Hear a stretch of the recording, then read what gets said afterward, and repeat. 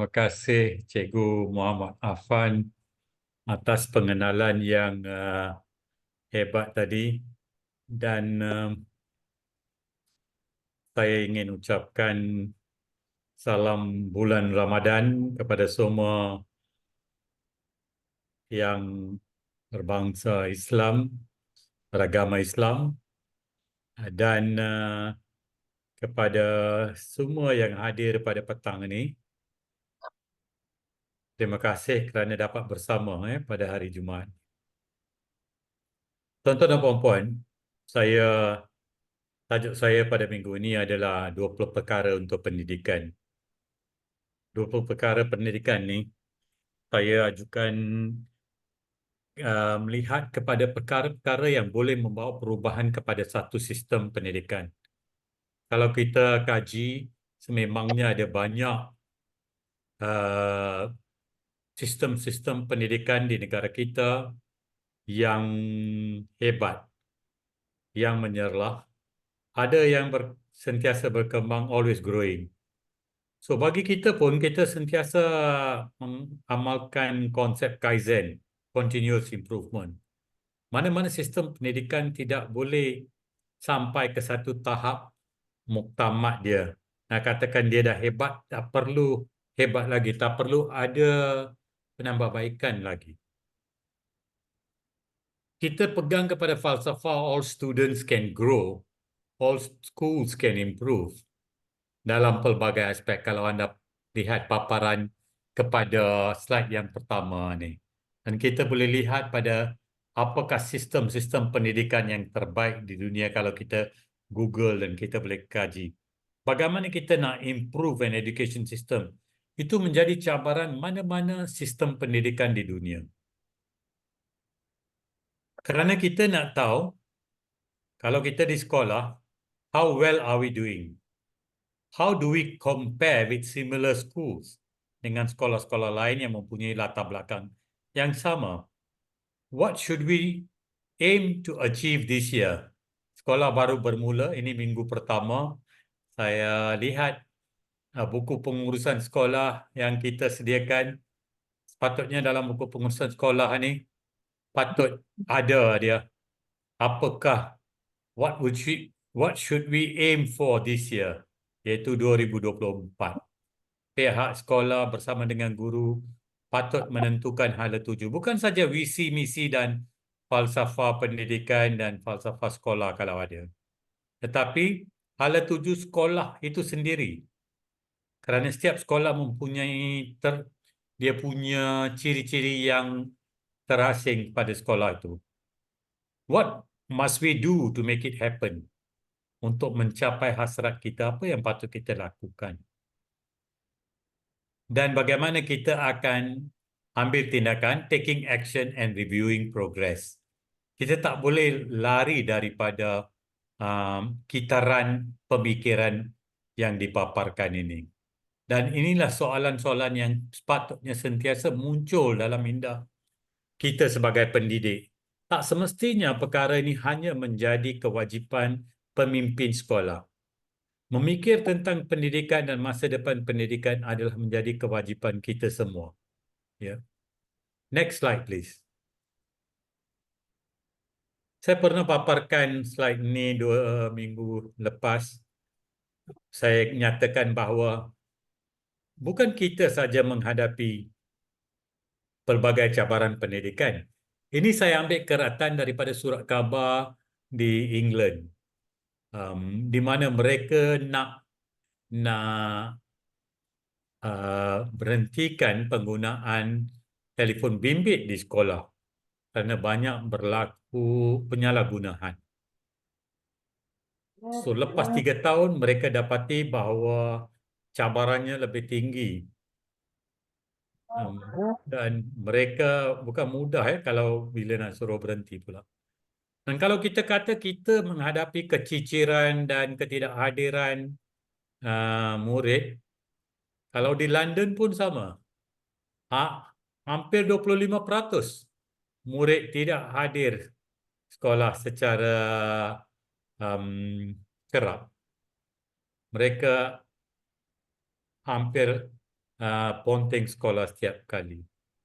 So, maksud saya, kita perlu bimbang, kita perlu khawatir tentang cabaran-cabaran sistem pendidikan kita, tapi jangan kita fikirkan bahawa cabaran-cabaran ini hanya uh, berada di negara kita, tapi ia berlaku di kebanyakan negara yang lain. Dan di negara-negara di mana sistem mereka mempunyai sistem pendidikan yang dah matang, yang dah wujud untuk beberapa ratus tahun. Next slide, please. Dalam surat khabar semalam, muncul perkara ini di mana kita dapati uh, berpuluhan ribu juga murid di sekolah kita yang tidak dapat menguasai sepenuhnya 3M. Ada yang berada di tahap TP1, TP2 dan sebagainya. So, ia menjadi kewajipan kita. Kalau di sekolah kita, kita menghadapi cabaran ni, maka barisan kepimpinan sekolah sebagai pemimpin pedagogi atau instructional leader kena ikhtiarkan apakah langkah localized, langkah yang nak diambil. Apa yang sesuai untuk sekolah mereka, sekolah anda, kita perlu lakukan. Tuan-tuan dan puan-puan, cikgu-cikgu sendiri adalah pakar dalam bidang mereka sendiri. Cikgu-cikgu mempunyai keterampilan, mempunyai cara yang terbaik bagaimana nak menangani isu 3M, literasi, numerasi dan sebagainya. Dan saya jangka kalau kita ambil ruang, cari ruang dan peluang, sudah pastinya kita boleh lakukan sesuatu bagi sistem pendidikan negara kita. Ini bukannya zaman kita mula menuding jari ke arah mana-mana. Kalau kita di sekolah rendah kata bahawa prasekolah tidak menyediakan murid, prasekolah kata ibu bapa tidak menyediakan murid, sekolah menengah menuding jari ke sekolah rendah menyatakan sekolah rendah tidak menyediakan murid bagi pengajian di peringkat menengah. Dan seterusnya ya sampai ke universiti. Maka isu kita ni tak akan selesai sampai bila. Maknanya kita kena ikhtiarkan sendiri. Pemimpin sekolah dengan guru sekolah adalah benteng yang teguh untuk membantu menyokong hasrat kerajaan, hasrat ibu bapa, hasrat sistem pendidikan, hasrat anak murid kita tu. Kecualilah kalau anak murid kita tu isu dia adalah dari segi organik. Artinya memang sejak lahir itu dia menghadapi masalah. Tapi kalau kita murid itu boleh diasuh, boleh dibimbing, boleh disokong dan dia boleh belajar, maka itu menjadi kewajipan kita. Marilah kita sama-sama menjalankan tugas kita demi kepentingan pendidikan di negara kita. Dan saya rasa sudah pastinya satu hari kita akan berterima kasih bahawa apa yang kita lakukan telah membawa faedah yang terbaik untuk anak murid kita. Apa juga kita lakukan untuk anak murid dalam sistem pendidikan kita. Next slide, please.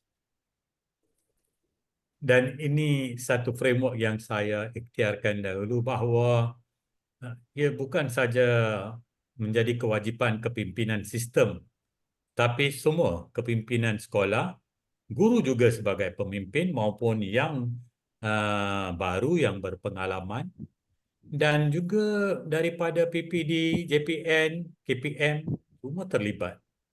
Dan jangan lupa bahawa kita tak boleh lari daripada kerjasama dengan pihak kepimpinan stakeholder, pihak yang berkepentingan di luar sana. Ini bukan tahun 60-an dan 70-an, ini tahun 2024, di mana peranan semua pihak adalah sangat penting, termasuk ibu bapa.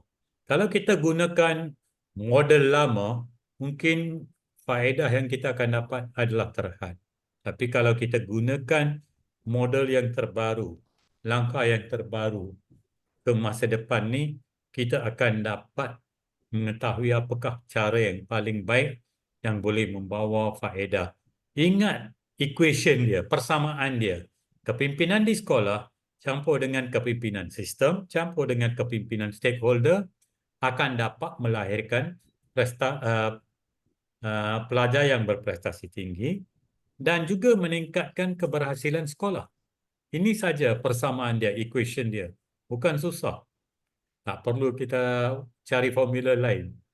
Kalau kita boleh usahakan formula ini, maka sudah pastinya. Kita boleh tambah framework ini. It's a living framework. Kita boleh tambah, kita boleh ubah. Right. Next slide, please. So, tuan-tuan dan puan, dua perkara yang saya nak utarakan adalah bahawa kita belanjalah duit di mana perlu. The must have. Bukan nice to have. Kalau hari ini kita perlukan intervensi, marilah kita cari dana untuk nak bantu bagi melaksanakan intervensi. Negara-negara yang maju pun dalam bidang pendidikan, dalam sistem pendidikan mereka, mereka pastikan mereka belanja duit pada tempatnya untuk memastikan bahawa akan ada keberhasilannya. Dan bukan lagi untuk orang kata the cosmetics of education.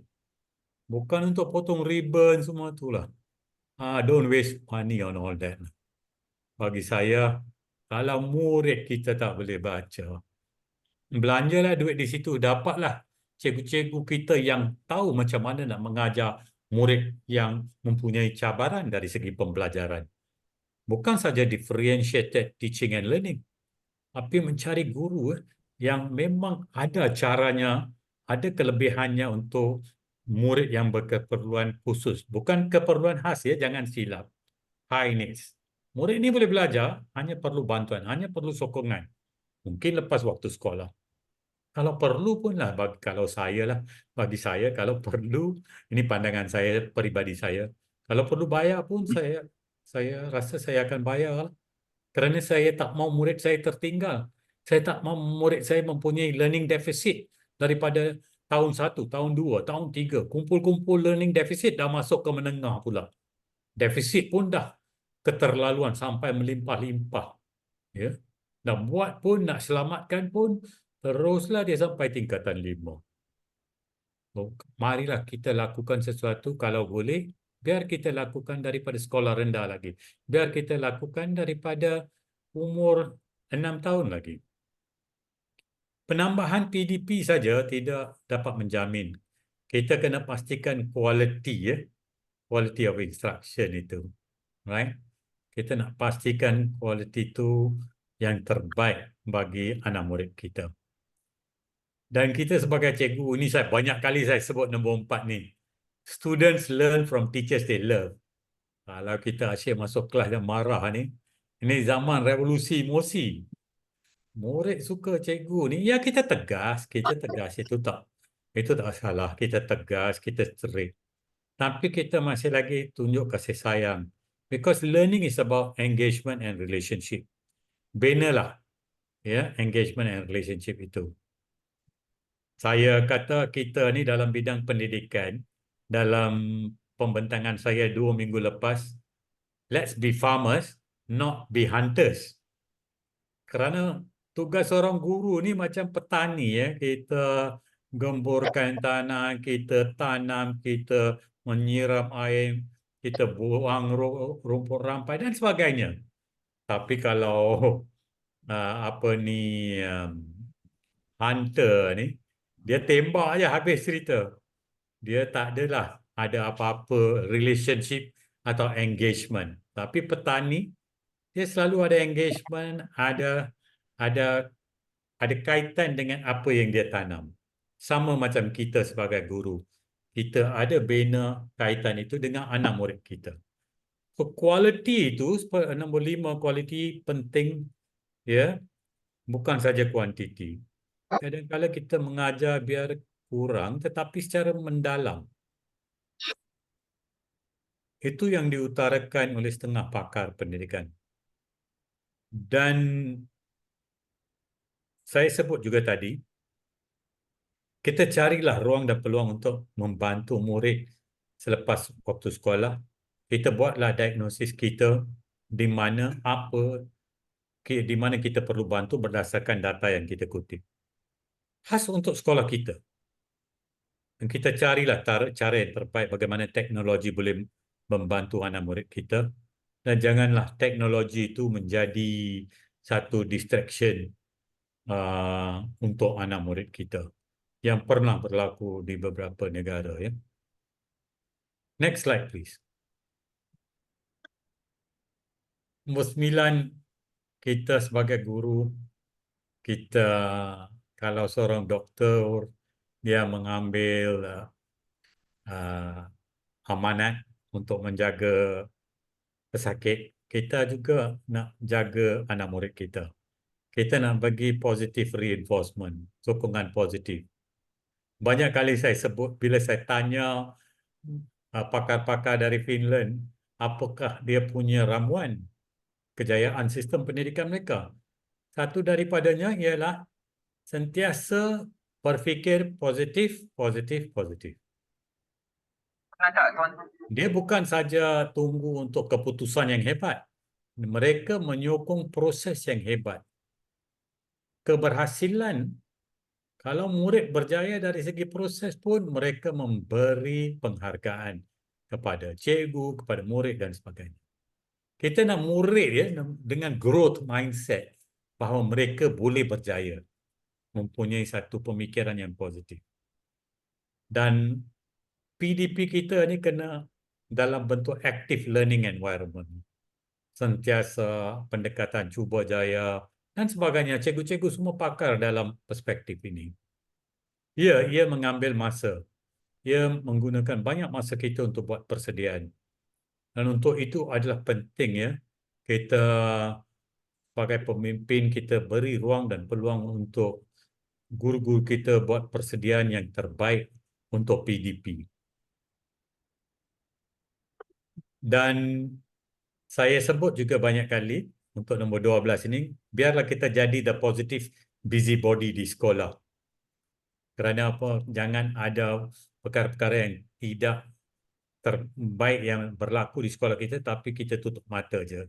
Umpamanya, bullying. Ya? Jangan ada gejala bully berlaku di sekolah kita. Murid kita kalau tak hadir, biarlah kita follow up dan follow through. Mengambil masa, tapi sangat penting. Kita tak tahu apa yang berlaku di rumah. Apa cabaran mereka dan sebagainya. Sebagai guru, saya tahu tugas kita memang memenatkan kita. Saya pun daripada kita walaupun bersara sebagai pengarah, tapi mula daripada bilik darjah sebagai guru. Dan kita memahami betul ya apa cabaran. Orang yang tak pernah jadi guru, mungkin dia faham, tapi bukan sepenuhnya tentang tugas seorang guru. Saya kira kalau mengajar 5 waktu berdiri 200 minit, bukan semua orang boleh buat masa mengajar setiap hari. Dan cikgu, itulah orang tak faham bahawa cikgu ni ada free period. Orang sebelah sebut, cikgu ada free period. Free period. Dia tak tahu free period. Mana ada free? Asyik buat banyak tugas yang lain. There's no such thing as free. Kalau ada free itu saya tak tahulah. Mungkin dia tak tahulah.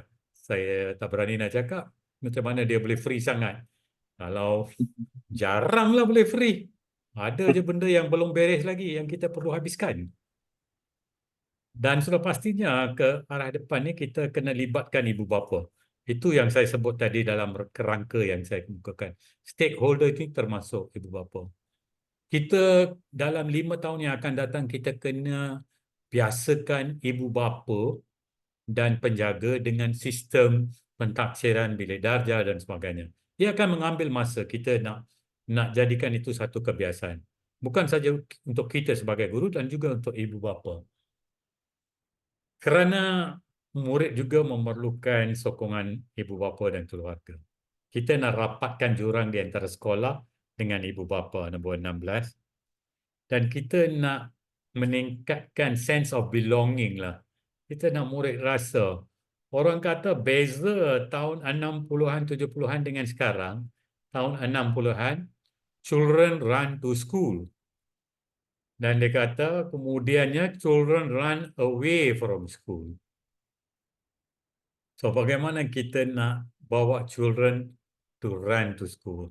Kerana daya tarikan di rumah dengan telefon bimbit dan segalanya dah boleh kerja bagi yang murid tingkatan 5 dan sebagainya. Ya. So, macam mana kita nak buat sense of belonging at school ni? Kita nak satu daya tarikan untuk murid kita ni. Bukan mudah tetapi paling mencabar. Dan untuk menyokong murid yang perlukan sokongan, kita kena adakan sesi-sesi sokongan ini untuk murid-murid yang ada cabaran dari segi penguasaan keterampilan pelajaran mereka. Dan sudah pastinya kita merancang kurikulum, plan kurikulum, kita implement kurikulum, tetapi kita kena tahu sejauh mana kurikulum kita tu tercapai, achieve kurikulum. Kita kena buat analisis tu. Dan jangan lupa, bila kita jadi pengetua atau guru besar, tugas utama kita adalah sebagai pedagogical leader. Jangan kita tinggalkan itu hanya kepada penolong kanan, GKMP atau ketua panitia. Pedagogical leadership ini adalah tunjang kepada tugas seorang pemimpin sekolah. Dan dia bersama dengan pasukan yang lain iaitu penolong kanan, GKMP, ketua panitia dan juga guru-guru yang lain sama-sama merangka haluan untuk pedagogi yang terbaik di sekolah mereka. Right? Ambil masa bukan hanya tengok data saja, tapi dari data bagaimana nak bawa makna kepada data itu. Bagaimana nak gunakan data itu untuk dapat keberhasilan yang terbaik. Next slide, please. Kembali balik ke slide yang sebelum ni, sorry, Siti. Kalau anda lihat ya, slide sebelah paparan gambar sebelah kanan, paling di atas tu siapa cikgu? Educators ya, bukan pemimpin sekolah atau kepimpinan di peringkat kementerian. Di atas sekali ialah educators. The quality of an education system is dependent on the teachers. They are more important than the system itself. So educators, dekat 400,000 ni, anda yang paling penting bagi sistem pendidikan kita. Next slide, please. So inilah beberapa komponen. Kalau kita nak improve education system, kita kena fikirkan ya, better standard yang kita tetapkan, kewajipan, accountability kita, integriti kita, penglibatan ibu bapa, struktur yang memberi autonomi, penggunaan teknologi, kurikulum yang terkini, dan penilaian yang berkala. Tak payah susah-susah fikir banyak sangat. Hampir setiap negara sentiasa tengah fikirkan tentang perubahan atau penambahbaikan sistem pendidikan mereka. Seperti yang saya paparkan, ya, umpamanya di negara Nigeria, di India dan sebagainya. So, kalau kita boleh jaga 7 perkara ini, lihat daripada 7 perspektif ini, saya rasa, dan jangan fikirkan 7 perspektif ini adalah untuk difikirkan oleh pihak yang lain di kementerian dan sebagainya. Every one of us can think about this. Apa yang terbaik. Next slide, please. So, tuan-tuan dan puan-puan, have you ever wondered how to improve the education system? So, you have to find out how. Right? Carilah. Ilmu tu kita boleh dapat daripada pelbagai sumber. Books are the training weights of the mind. Dan saya jangka tuan-tuan dan puan-puan telah saya dapat mencetus sedikit minda tuan-tuan dan puan-puan untuk sama-sama kita berfikir apa yang terbaik untuk sistem pendidikan kita. Kerana it is easier to build strong children than to fix broken adults, tuan-tuan dan puan-puan. So, let's be a farmer than a hunter. Okay? Kita nak mengasuh, nak membimbing generasi akan datang. Akhir sekali, tuan-tuan dan puan-puan, if a child can't learn the way we teach, maybe we should teach the way they learn. Itu saja daripada saya pada hari ini. Sekian, terima kasih.